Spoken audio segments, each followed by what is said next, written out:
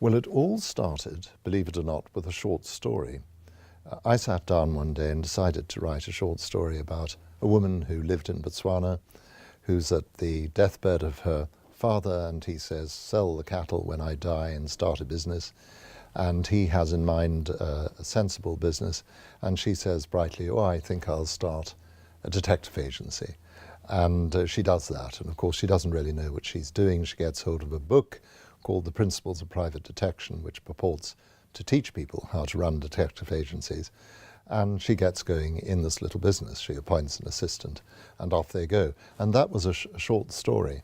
But I got to the end of the short story, and I thought, well, I rather like this character, and I wanted to write something more about Botswana. So I expanded that and wrote another couple of stories. Really felt that there was some mileage in the character, so to speak, and I eventually wrote a full novel, which I called The Number One Ladies Detective Agency. And at that point, I thought that would be it. That was published by a small publisher in Scotland, or a publisher that at that stage was small, and nothing much happened. We had some generous reviews, but gradually people started to read the books, and I was asked to write a sequel to that. So I wrote a book called The Tears of the Giraffe, and I thought, well, that would be it. I'd written 2 books about Mma Ramotswe, but again, I was asked to write a sequel to the sequel. So I wrote a 3rd book and then a 4th. And at that point, I realized that we were in for the long haul, so to speak, that this was a story which could continue for some time. And I then produced another 14 books in the series so far. So it started with small beginnings.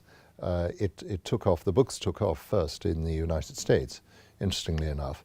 Usually books take off in the place where they're originally published, but in this case, they took off in the United States, and then they took off in many other countries.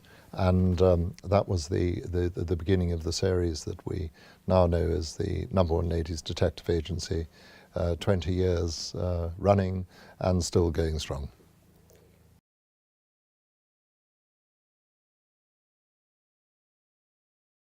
I had worked in Botswana. I'd lived and worked in Botswana some time before I sat down and wrote that short story. And I was very taken with the country. Botswana is an exceptional country. It's a wonderful part of the world. And I liked the people, liked the place. And I was intrigued by it. And I thought at that stage I might one day write something about it. And then I decided to write the Number One Ladies Detective Agency. The choice of Botswana was natural to me because I was going there every year. Even after I'd left Botswana, I was still going back every year. And I was still so interested in the country. It's a very peaceful country, and that's an important element in the choice. Many parts of sub-Saharan Africa have had a very unfortunate experience in the second half of the 20th century. And so Botswana has been very peaceful. It's been spared a lot of the distress which other countries have experienced, often through no fault of their own. And I wanted to reflect, the books to reflect the fact that this was a very peaceful, very fine country with remarkable people.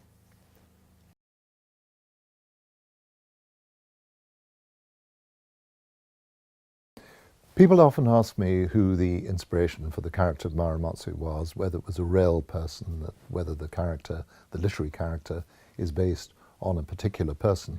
And the answer to that, I'm afraid, is no. I would love to be able to say that the answer is yes.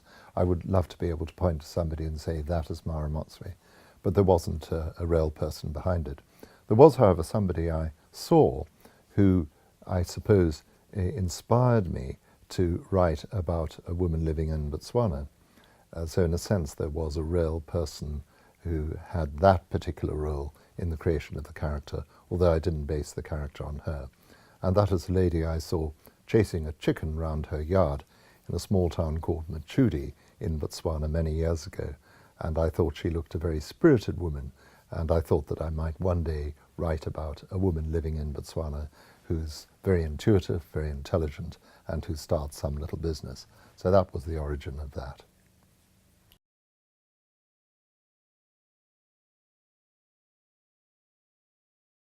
Mma Ramotswe is a very confident person. She's very comfortable in her own skin. She really isn't frightened by very much. She looks at the world with courage and indeed understanding.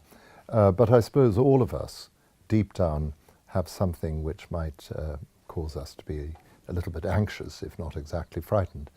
And I think, as far as Mma Ramotswe is concerned, there is one thing that sometimes worries her, and that is dogs. She doesn't really feel all that fond of dogs. She's not nasty to dogs, but she keeps her distance. So dogs, I suppose, would be her fear.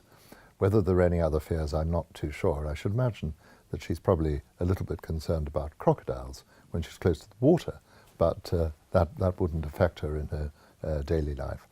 There are things, of course, that make her cross, as opposed to frightened. And I think she finds herself feeling quite angry when she sees unkindness to others. That's something which irritates her, which makes her feel sometimes rather outraged.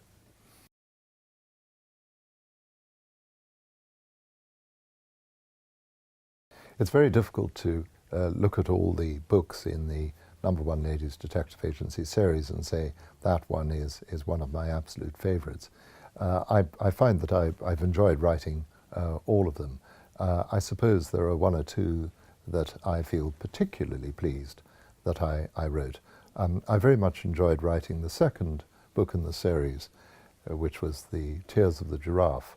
I found that quite a moving story, and so I suppose I would say that that would be one of my favourites. But the very first book, when we first meet Mma Ramotswe, that was very important as well.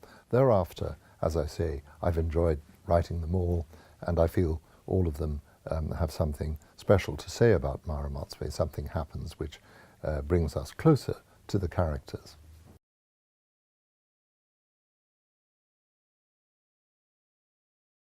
One of the most common questions that I've asked about these books is how you pronounce the name of the main character, Precious Ramotswe, and in particular the word MMA, which is her honorific. The proper pronunciation in Setswana is Mma, where the M, the double M, accentuates the M sound, but it's quite difficult to get that in English, and so most people speaking English will just say Mma Ramotswe, but it should really be something more like Mma Ramotswe with a strengthened M at the beginning.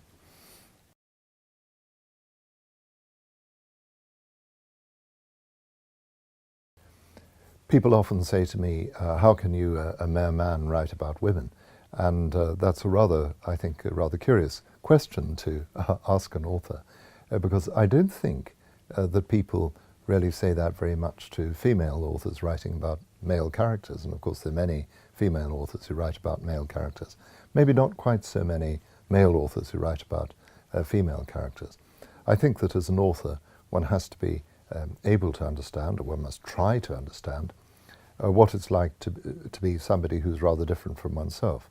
So that means understanding somebody who might have a different historical experience from oneself, who may live in a different place, may have different characteristics, including, of course, different gender characteristics. So I think that it's perfectly possible for a male author who tries to adopt this understanding approach of what it's like to be another person to see what it's like to be a woman, just as it's perfectly possible for a woman author to know what it's like to be a man and to describe what it's like to be a man. Now, you've got to be careful and you have to try and get it right. And there may be, of course, circumstances in which the limits of one's insight are apparent. But generally speaking, we really have to empathize as authors. We really have to put ourselves into the shoes of other people. And once you start doing that, then I think humanity is relatively easy to understand.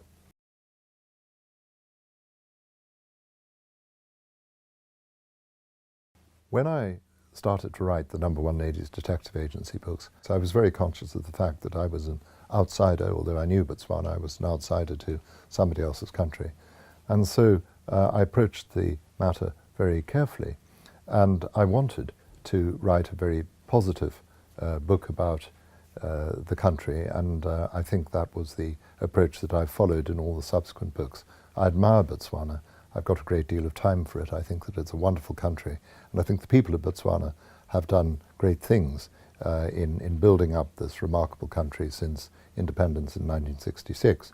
Now, obviously, people in Botswana were interested in finding out what this series of books said about their country, and I'm happy to say that most people who read it in Botswana were pleased with the portrayal of the country. That's what they said to me. They said that they liked this positive portrayal of the country of which they're very proud.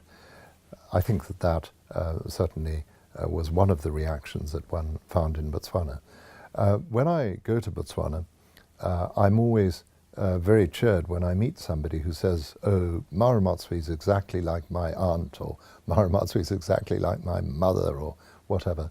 And when they say that, I feel that perhaps I have got something vaguely right in the portrayal of Mma Ramotswe.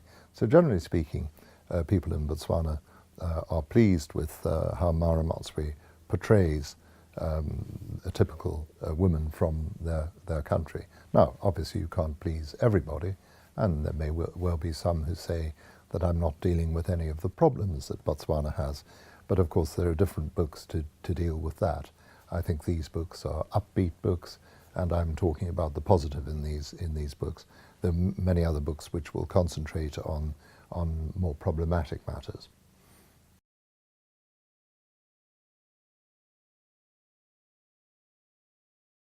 Identifying a favorite character in one's books is very difficult, a very tricky matter. It's rather like asking a parent which of one's children is the favorite. Parents don't like to answer that question, and that's quite right that they don't.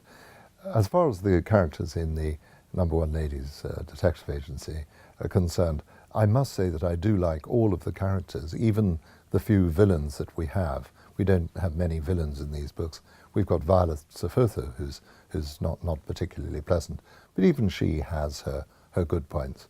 I suppose I'm very comfortable in the company of Mr. J.L.B. Matakoni. I admire mechanics. I've always admired mechanics. I admire what they can do, that they can make cars go when they've stopped. That made a deep impression on me, I think, as a child. And so I think Mr. J.L.B. Matakoni would be one of the first of the characters with whom I'd have a cup of tea. Mma Ramotswe, of course, she stands out, and I would have to say that she's my absolute favourite, but all of them I would like. Even Mma Ramotswe, who can be a little bit prickly, a little bit difficult, I would like to have a cup of tea with her as well.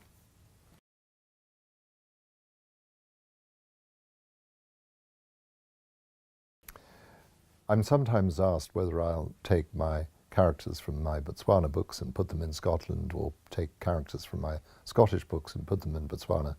And the answer is, I don't think that would be a particularly good idea. I don't think Mma Ramotswe actually will ever come to Scotland. In fact, Mma Ramotswe really doesn't want to go anywhere in particular. She's pretty busy. You know, she's got a very nice life in Gaborone. She's busy in the agency. So I see no reason to disturb that by taking her elsewhere. Sometimes my American readers say, "Oh, couldn't Mma Ramotswe come to New York?" Well, she could, but I don't think she's going to do that. She's staying where she is. She's very happy where she is.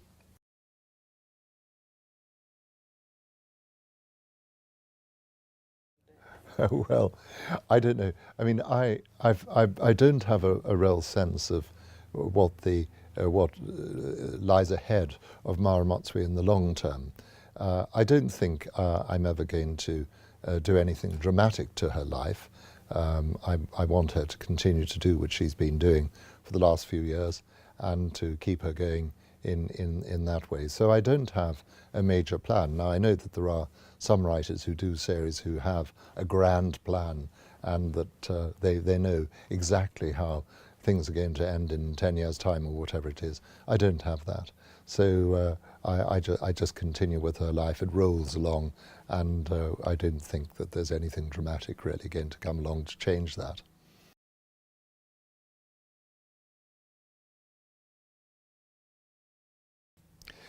I must confess that I was very surprised, and indeed I was very pleased when people took to the series of books in the way in which they did. I was obviously happy that people were prepared to read about Mma Ramotswe and her life, and I did reflect on what the reasons might be for her popularity, for people responding to her in this warm way. And I think it's to do with her character, that she's a comfortable character. People are happy to read about people who are comfortable and positive, and Mma Ramotswe is both of those. I think that we live in a world which at times can be very distressing. Sometimes this world can be a vale of tears, with all its problems and all its anxieties, with confrontation and conflict and distress of all sorts being experienced. And Mma Ramotswe's world is not like that. In a sense, it's the opposite of that. Mma Ramotswe embodies kindness, and I think that's something that people really, really like. So they feel, here's a character who's kind, who's got a very good and resolved view of things, of the world, and they like spending time with her. They like her, and I'm happy that they feel that.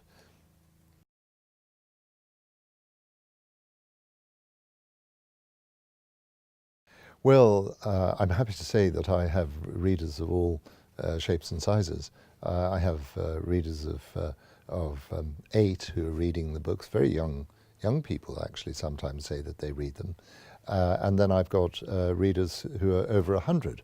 I did an event in California a couple of years ago where they announced at the beginning of the event that there was one reader there who was well over 100, who had come along under her own steam to the event at the bookshop.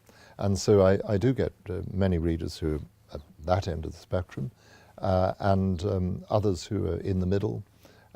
Typical, well, I suppose my readers, I'm happy to say, are rather nice people. I don't have many nasty readers. I think that some writers may have their more problematic readers. I don't seem to have them. I seem to have readers who are well disposed towards the world, who are interested in reading about other cultures, because Mma Ramotswe obviously belongs to a different culture from most of the readers of these books, so they're interested in that. And I'm very delighted when I meet the readers in large numbers, as I do on tour, and I discover that there's a range of readers with all sorts of different views, but generally speaking, I get on very well with them.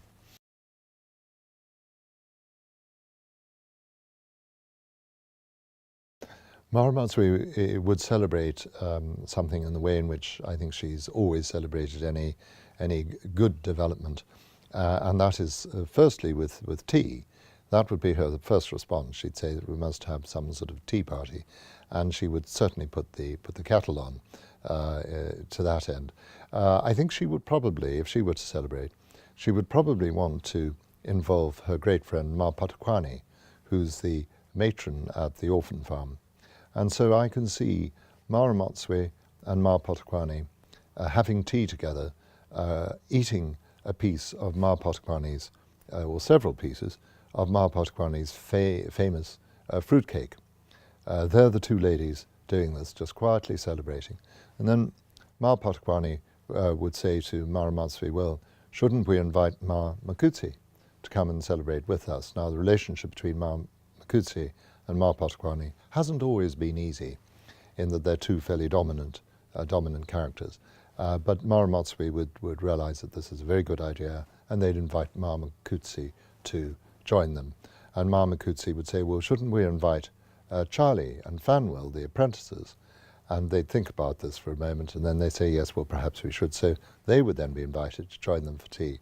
So these young men who often just talk about nothing but girls and are a little bit difficult, they would be joining in the celebration. And of course, then they'd call in Mr. J.L.B. Matakoni, who would come along and join the celebration. So the celebration would gradually get bigger, because celebrations in Africa often do start off in a small way, but people are always very keen to include their friends and relations. So the friends and relations would come, and eventually they would have the whole village there. So it would turn into a really big party.